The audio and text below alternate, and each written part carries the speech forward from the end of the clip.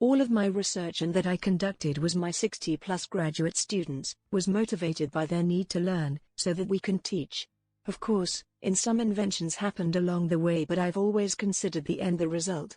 And I always consider that this invention to be byproducts of the learning process. The end product for me was always better understanding, or when one really succeeded in unifying theory that can help us in teaching the subject. I've also looked at teaching as a vehicle to try new ideas, of new ways to doing things on an intelligent group of learners. That is as the vehicle for the teaching research results. And in my experience, this kind of teaching is the most stimulated and motivating to students. I am also uncovered many interesting research problems as the cause of teaching assumption. It is this unity of research and teaching, their close connection and the benefits gathered by exercising and the interplay that to me recognized the successful professor.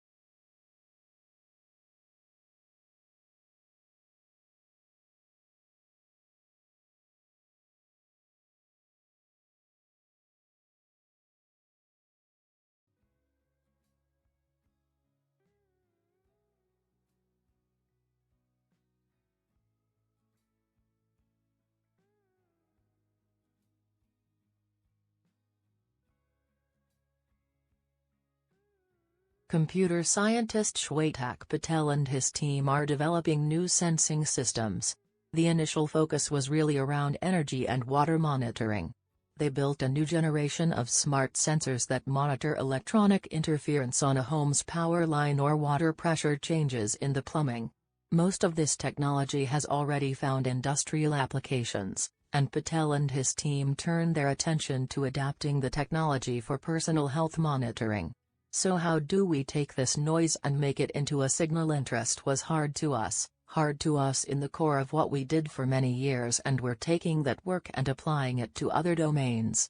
They're looking to take advantage of all the functionality built in our smartphones. With the user's permission, this app can use the microphone built into most smartphones to listen to background noises, such as coughing, searching for patterns that suggest a trip to the doctor might be in order.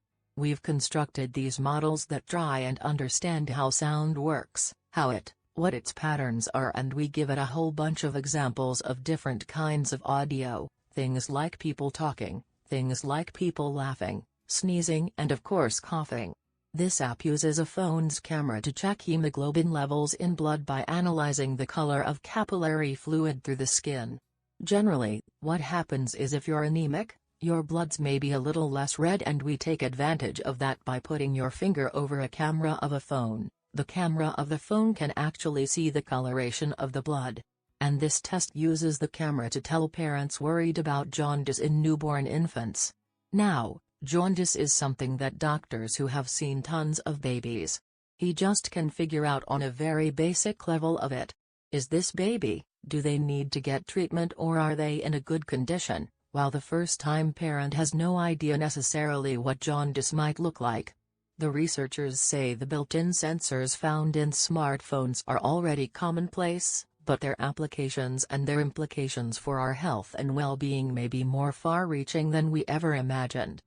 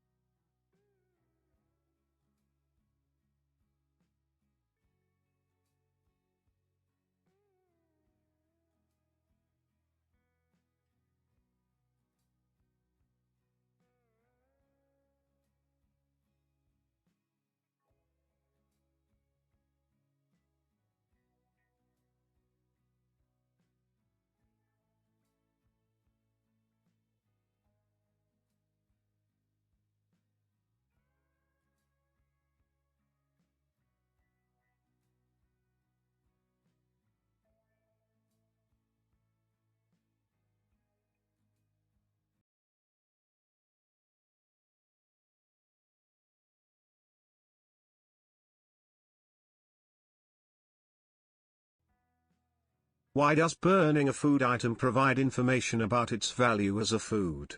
The nutritional value of food can be measured on many different scales. The most basic measurement scale is the free energy content of the food. In other words, how much energy is released when chemical bonds within the food are broken.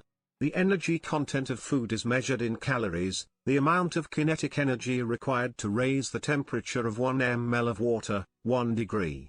Food is burned under controlled conditions, breaking chemical bonds and releasing free energy.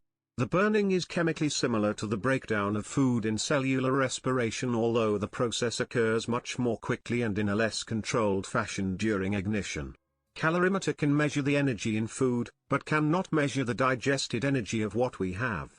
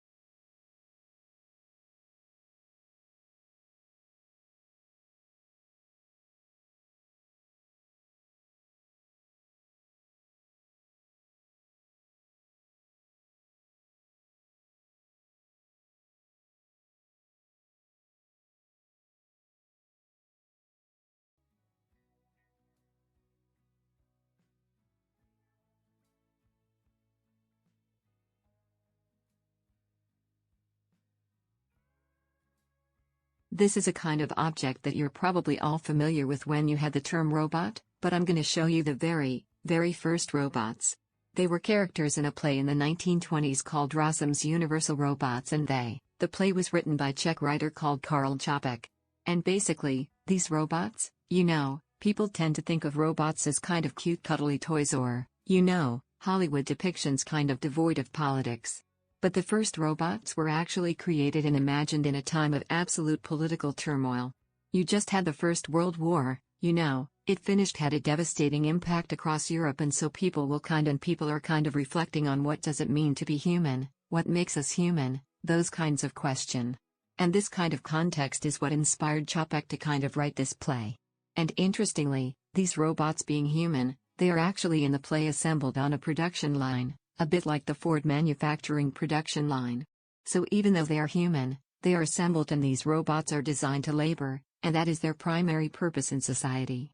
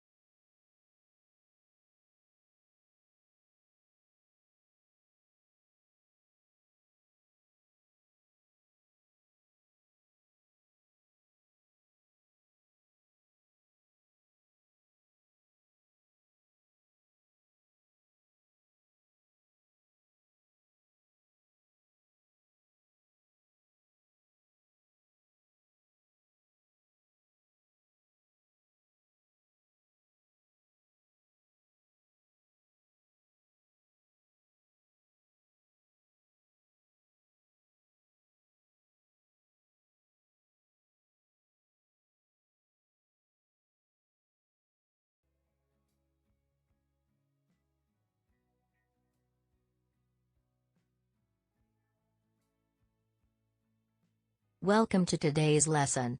We're continuing with our study of taxonomy. Taxonomy is how scientists classify organisms into different groups based on the characteristics that they share. So, for instance, a good way to think about taxonomy is the U.S. Postal Service. If we want to send a letter to someone, we first start off by addressing it to the nation they are in. By default, we usually assume that's America, but it doesn't have to be. Treat England or Costa Rica or Spain. You put their nation or their kingdom. Then within that kingdom, you address it to a slightly more specific level, their states. So, for instance, South Carolina would be the same as a phylum. And within that state, you would address it to their city and then to their street number, the street they live on.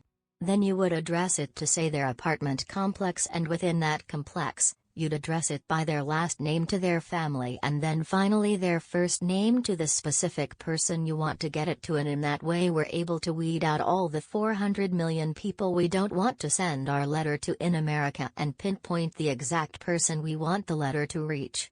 And in the same way, scientists use a taxonomy chart to pinpoint a living creature and organism and how it relates to everything else in the world.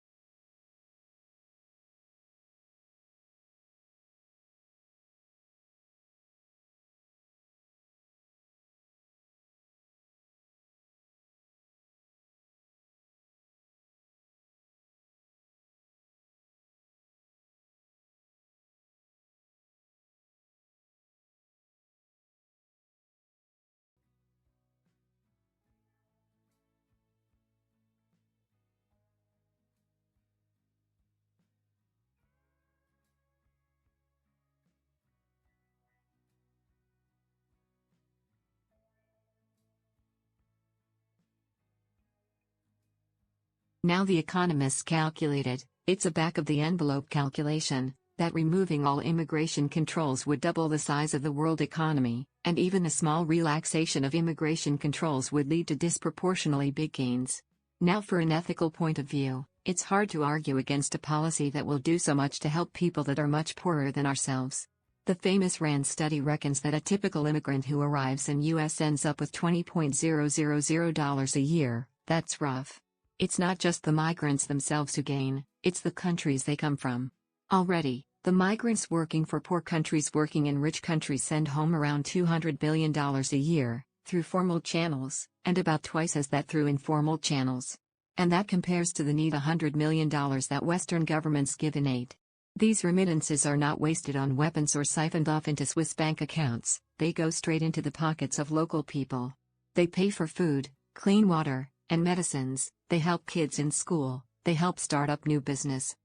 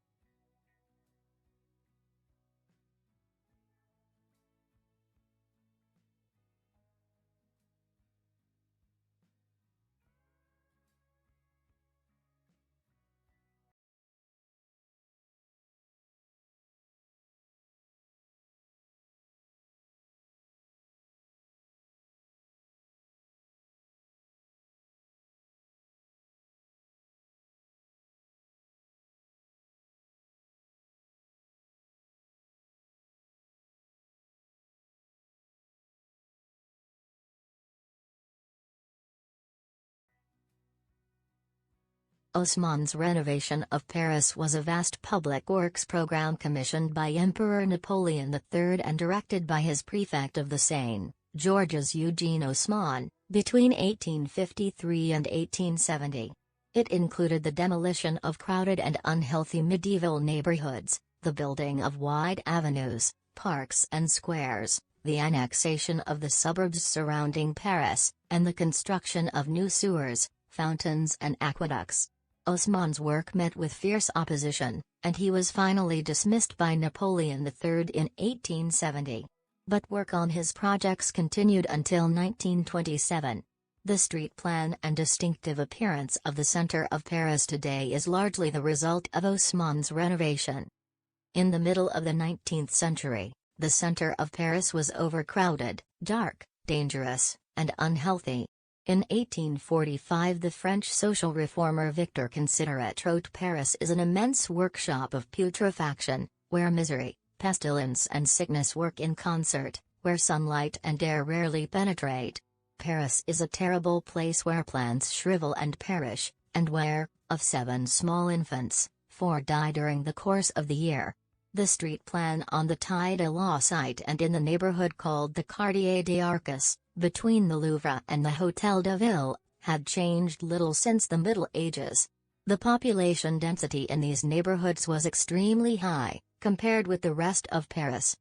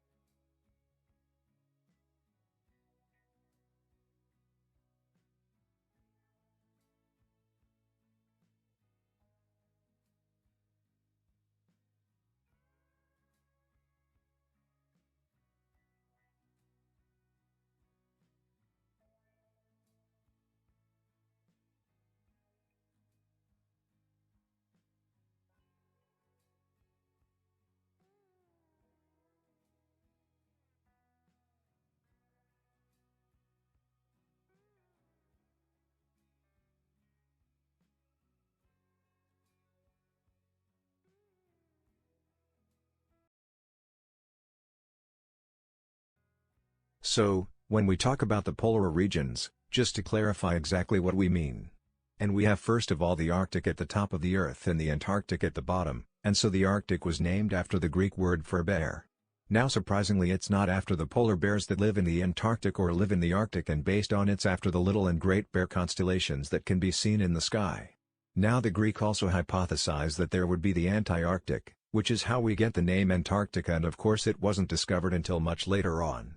Now these regions are opposite in many ways other than just their names and their location on the globe, and so if we look at the Arctic first of all, and the Arctic is actually ocean surrounded by land, and so you can see here this is the UK down here in this kind of Russia, and then American Canada around here, and so there is a bit of land cover and a rice on the top in the Arctic, which is Greenland here, and may see all this area here.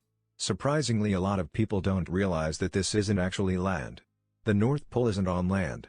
It's just one big ocean.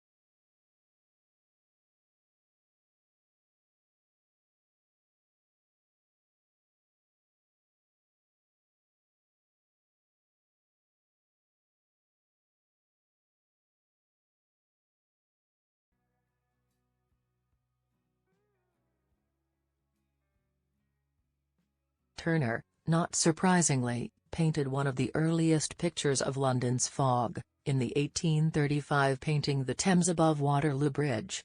Turner is a true-born Londoner, is advertising his familiarity with London's air problem by putting smoke, an atmospheric pollution, at its center.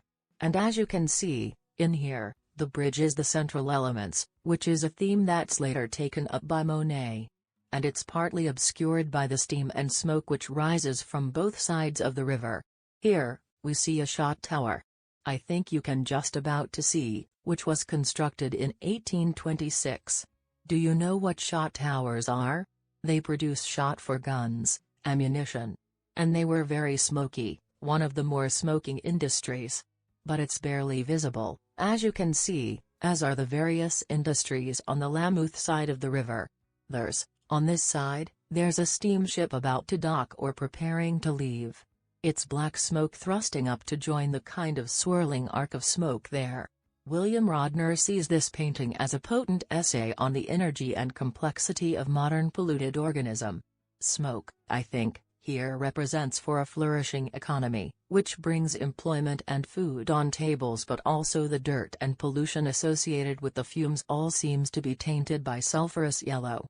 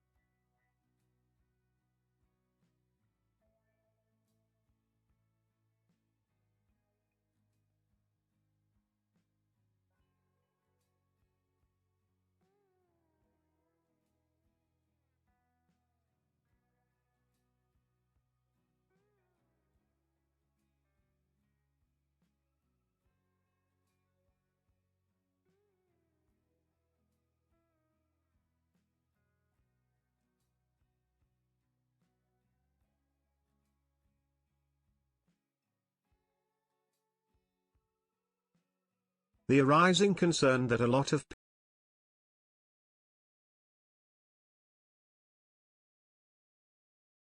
people have about raising children bilingually, especially the preschool year, is based on the conceptualization that the human brain at birth is essentially monolingual. And the reason why I come to this occasion.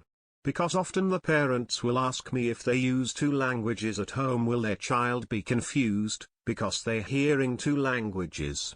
And parents are often asked my advice about whether they should use one language on parent role, which is widely known that parents who are raising children bilingually. And the reason why most people think this is a good idea is that it will help to reduce the risks of the children being confused.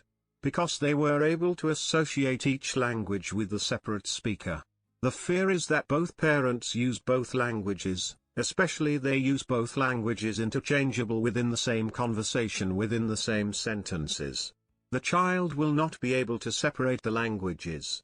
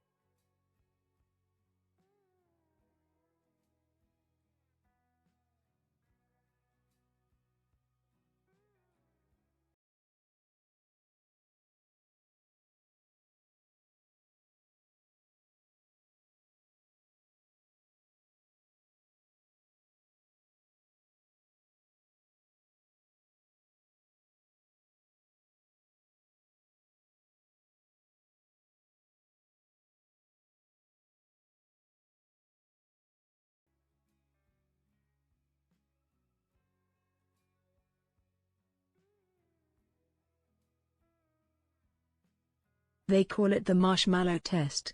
A 4 to 6-year-old child sits alone in a room at a table facing a marshmallow on a plate. The child is told, if you don't eat this treat for 15 minutes you can have both it and a second one. Kids on average wait for 5 or 6 minutes before eating the marshmallow.